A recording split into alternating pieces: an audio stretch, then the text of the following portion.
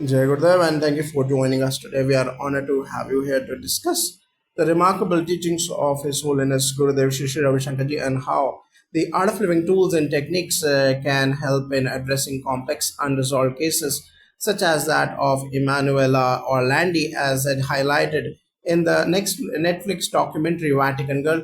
With that in mind, let's delve into how meditation, Sudarshan Kriya, Pranayama, and various spiritual practices can be applied to the challenges shown in this case and the broader lessons we can learn from them.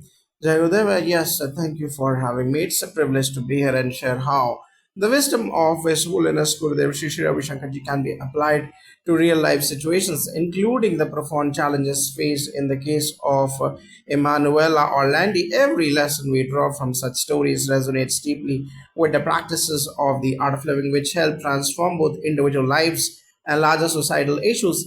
Let's start by talking about the deep uncertainty and emotional toll that Emanuela's family and those involved in the investigation experience, as seen throughout the documentary. How can the art of living tools help with this uncertainty and emotional turmoil? Uncertainty, emotional distress, and the trauma of unresolved situations can severely affect one's mental and emotional health. His Holiness Gurudev Sri Sri Ravi Shankarji's teachings emphasize that peace comes from within through practices like Sudarshan Kriya, meditation, and pranayama. Individuals can bring themselves into a state of balance. These techniques help in grounding the mind and calming the emotions, allowing people to process grief and pain more effectively.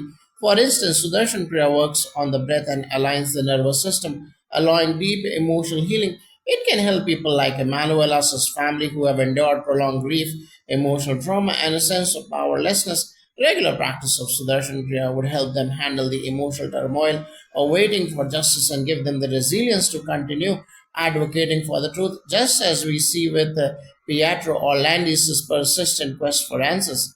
That is fascinating. What about the role of institutional and social pressures, such as the Vatican's power and its influence on the investigation? How can practices like pranayama or sadhana help people navigate such complex and challenging situations? In situations where power and influence seem to overshadow the search for truth, practices like pranayama can be extremely valuable. Pranayama is about mastering the breath, and in the art of living tradition, it's known to help release mental blocks and stress while sharpening the clarity of thought. It allows one to be calm in the face of external turbulence and stay focused on truth. When external pressure makes one feel powerless, the practice of sadhana, regular spiritual practice, also comes in handy. To really sadhana, which includes meditation and Gayatri Japa, once his inner strength grows and a person can maintain their integrity despite opposition. Gurudev teaches that maintaining balance and equanimity in the face of adversity is key to overcoming challenges. In the context of the Vatican case, individuals involved in the investigation could benefit from this as it would help them operate from a place of clarity and inner peace rather than emotional reactivity, even when they are up against powerful institutions. There are numerous theories surrounding Emmanuel's disappearance, many of which are fueled by conspiracy and speculation. How can Upanayana, Sandhyavandanam, or practices like Agnikaram and Trikalsandhya help in steering individuals and communities away from false narratives and towards truth? It's common for the mind to latch onto conspiracy theories when we don't have the full picture. Upanayana in Vedic tradition is an initiation that allows individuals to access a deeper understanding of their spiritual path and helps develop discernment. It sharpens the mind and connects us to higher wisdom, allowing us to discern truth from falsehood. Practices like Sandhya Vandanam, which are part of daily rituals, act as a reminder to stay grounded in spiritual truth. These practices ensure that one's actions are aligned with righteousness, promoting the idea that justice and truth are higher principles to follow no matter the external circumstances. Agni which involves offering of fire and prayers, is a purifying practice that can release negativities, clear the mind, and bring us back to the present moment, preventing us from getting lost in speculation and distractions. Recalls in the other three times prayer of the day also connects an individual to the universal energies at various stages of the day, infusing clarity and peace by consistently practicing these tools. Individuals can avoid getting caught up in misleading theories and focus on the process of seeking justice with clarity. The documentary also highlighted the lack of coordination between the various agencies involved, as well as the absence of a unified approach to solving the case. How can Shakti Kriya and Padma Sadhana help in promoting cooperation and collaboration among institutions? Shakti Kriya is a dynamic meditation technique that activates the inner energy and enhances one's focus. It helps develop individuals stay calm, centered, and energized even under pressure. It is an institutional context.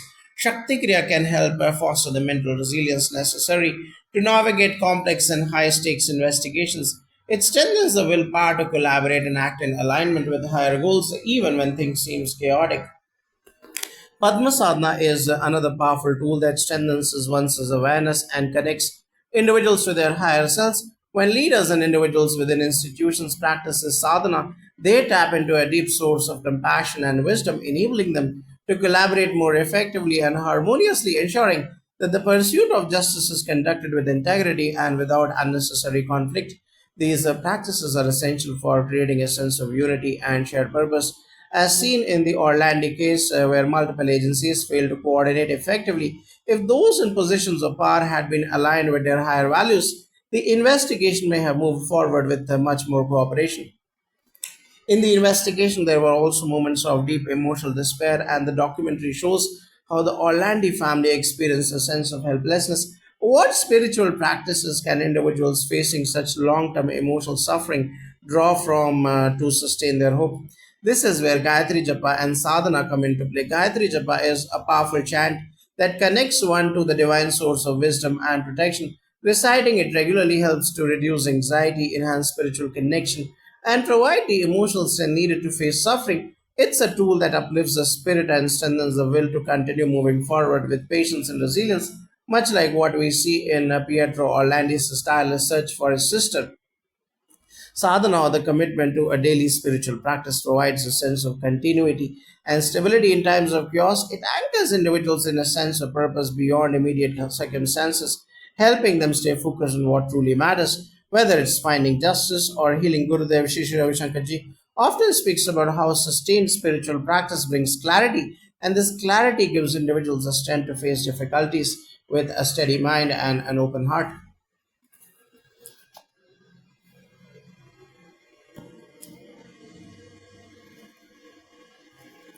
Lastly, the documentary touches on the broader issue of power structures, such as the Vatican being unaccountable.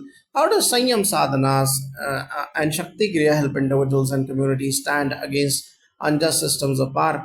Sanyam sadhana, which refer to self discipline and inner control, are key practices that foster spiritual strength and integrity. In the face of institutional corruption or unjust systems, maintaining personal discipline and strength is essential. These practices teach individuals to rise above external control and influence, relying instead on inner wisdom and integrity to navigate through challenging situations. Shakti Kriya, as mentioned earlier, is a tool that empowers individuals by enhancing their inner strength and energy, enabling them to stand firm against unjust forces. It gives people the courage to speak out, to confront power structures, and to act in alignment with justice, truth, and righteousness. It aligns the individual's inner power with the universal energy, ensuring that their actions are guided by higher principles, not by fear or external control. Thank you so much for these profound insights. It's clear that the teachings and practices of His Holiness Gurudev Shri Ravi Shankarji and the Art of Living tools can be incredibly transformative, not just for personal growth, but for addressing systemic challenges and societal issues like the one presented in Vatican Girl. It's been a pleasure to discuss these important lessons. The tools we practice daily help cultivate a sense of inner peace, clarity, and integrity, which are essential for navigating life's challenges. They allow us to remain grounded, to stand for truth, and to foster compassion and cooperation in both personal and societal struggles. May we all continue to embody these practices in our quest for justice, healing, and harmony. Jai Gurudev.